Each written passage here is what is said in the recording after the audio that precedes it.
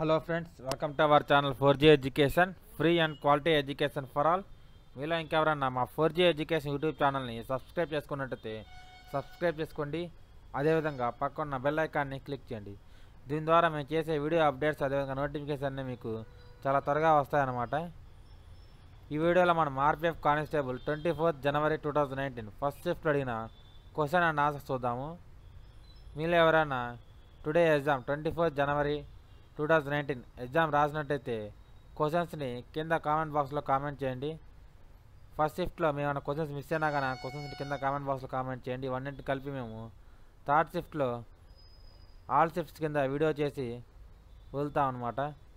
ఇక ఈ వీడియోలో మనం 10, 15, 25, 45, 85 దీని తర్వాత నెంబర్ ఎంత నెంబర్ చేసి అడిగారు అనమాట. ఫస్ట్ వచ్చేసరికి 10, 15, 25, 45, 85 దీని తర్వాత నెంబర్ ఎంత అని అడిగారు. చూడండి, డిఫరెన్స్ చూడండి. 10 మరి 15 మధ్య డిఫరెన్స్ ఎంత అండి? +5. 10కి +5 యాడ్ చేస్తే 15 వస్తుంది. అదేవిధంగా 15కి +10 యాడ్ చేస్తే 25 వస్తుంది. డిఫరెన్స్ వచ్చేసరికి 10.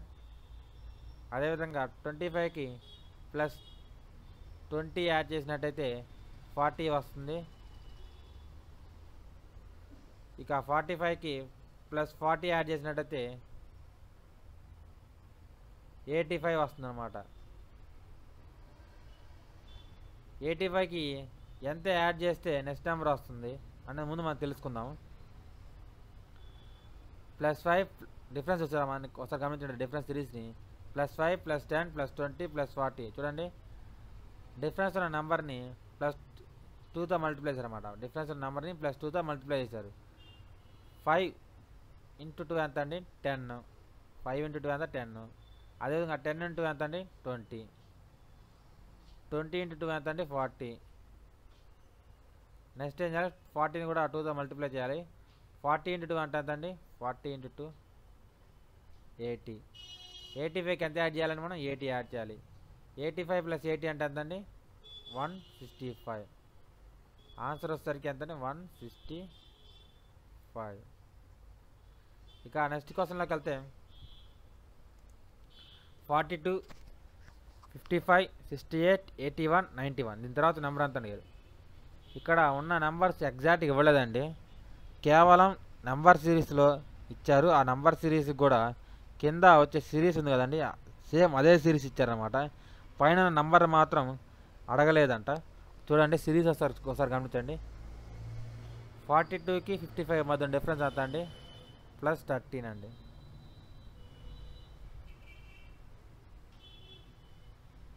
అదేవిధంగా 55కి 68కి మధ్య డిఫరెన్స్ ఎంత అండి? +13 అండి.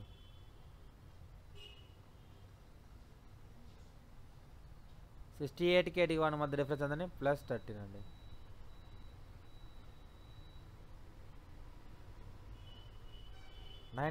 కి 81 మధ్య డిఫరెన్స్ ఎంతండి? +13 అండి. +13 ఒకసారి గమనించినట్టయితే ఈ సిరీస్ ఏంటంటే +13 సిరీస్ అనమాట. ఒక నెంబర్కి ఆ తర్వాత నెంబర్కి +13 యాడ్ చేశారు. ఆ తర్వాత నెంబర్కి +13 యాడ్ చేశారు. ఆ తర్వాత నెంబర్కి +13 యాడ్ చేశారు. నెక్స్ట్ 94 కూడా ఎంత యాడ్ చేయాలని? +13 యాడ్ చేయాలి. 94 + 13 ఎంత అండి? 94 + 13 94 + 13 ఎంత అవుతుందండి? 107. ఆన్సర్ ఎంత అండి? 107 అనమాట. 107. నెక్స్ట్ క్వశ్చన్లోకి వెళ్తే the diagonals of rhombus is 57 cm అదేవిధంగా 58 cm and what is the area of rhombus? Rhombus యొక్క కర్ణాలు వచ్చేసరికి 57 సెంటీమీటర్లు అదేవిధంగా 58 సెంటీమీటర్లు. అయితే ఆ రాంబస్ యొక్క ఏరియా ఎంత అని అడిగారు.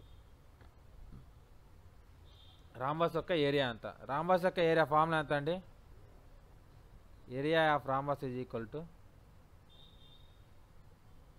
డయాగ్నల్స్ కర్ణం 1 × కర్ణం 2 డయాగ్నల్ 1 × డయాగ్నల్ 2/2 d1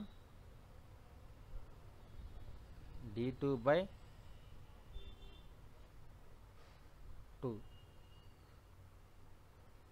D1 ఎంత అండి 57 centimetres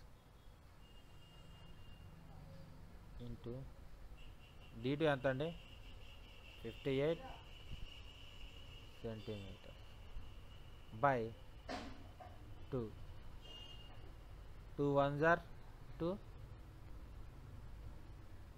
2 2s are 2 9s are 58 57 into 29 ఎంత అండి మల్టిప్లై చేస్తే ఆన్సర్ వస్తుంది చూడండి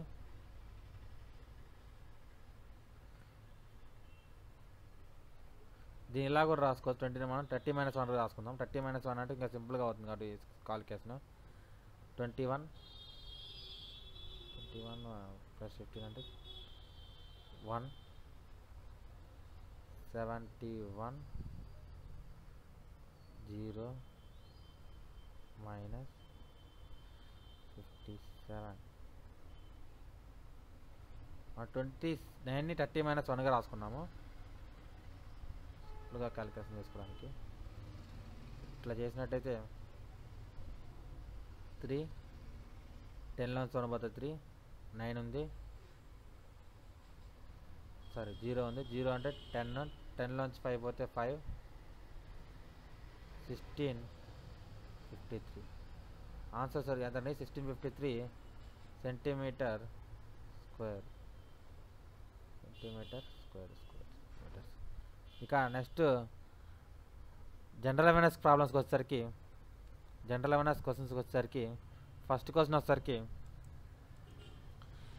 ఏ సంవత్సరంలో ఒలింపిక్స్ గేమ్స్ అనేవి ప్రారంభించని అడిగారు ఒలింపిక్స్ గేమ్స్ అనేవి మొదట ఏ సంవత్సరంలో ప్రారంభించని అడిగారు అనమాట ఆన్సర్ వచ్చేసరికి 1776 BC అనమాట 1776 BCలో గ్రీస్లోని ఎథెన్స్లో ఫస్ట్ టైం ఒలింపిక్స్ గేమ్స్ అనేవి ప్రారంభించారు అవి ఎప్పుడు దాకా జరిగాయంటే 393 AD వరకు ఈ గేమ్స్ అనేవి జరిగాయన్నమాట ఆ తర్వాత ఒలింపిక్స్ గేమ్స్ అనేవి ఆగిపోయాయి తర్వాత 1503 ఇయర్స్ తర్వాత 1503 సంవత్సరాల తర్వాత 1896లో ఎథెన్స్లోనే మళ్ళీ ఒలింపిక్స్ గేమ్స్ అనేవి ప్రారంభించారు ఇప్పుడు మోడర్న్ ఒలింపిక్స్ గేమ్స్ ఎప్పుడు ప్రారంభించారంటే 1896లో ప్రారంభించారు అదేవిధంగా ఒలింపిక్స్ గేమ్స్ ఫస్ట్ టైం ఎప్పుడు ప్రారంభించారు అన్నట్టయితే 1776లో ప్రారంభించారన్నమాట ఇక నెక్స్ట్ క్వశ్చన్లోకి వెళ్తే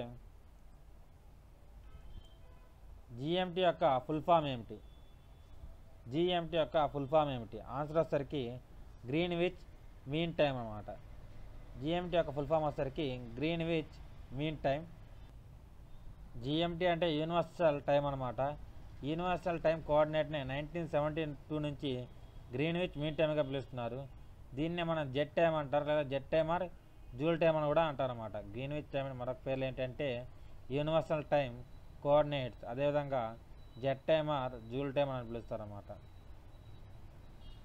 ఈ GMT టైంకి అదేవిధంగా ఇండియన్ టైంకి డిఫరెన్స్ వచ్చేసరికి 5.5 hours డిఫరెన్స్ ఉంటుంది ఇక నెక్స్ట్ క్వశ్చన్ వచ్చేసరికి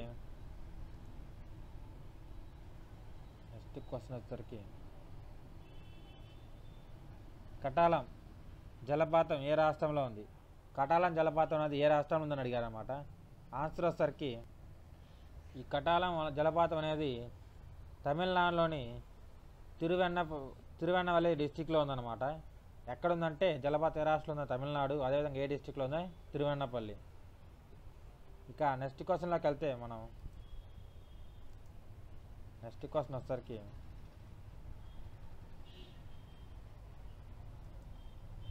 సొరవన్ ఎడారి ఏ ఖండంలో ఉంది సొరవన్ ఎడారి అనేది ఏ ఖండంలో ఉంది ఆన్సర్ వచ్చేసరికి నార్త్ అమెరికా సొరవన్ ఎడారి ఏ ఖండంలో ఉందంటే నార్త్ అమెరికా ఖండంలో ఉందన్నమాట ఇక నెక్స్ట్ క్వశ్చన్ వచ్చేసరికి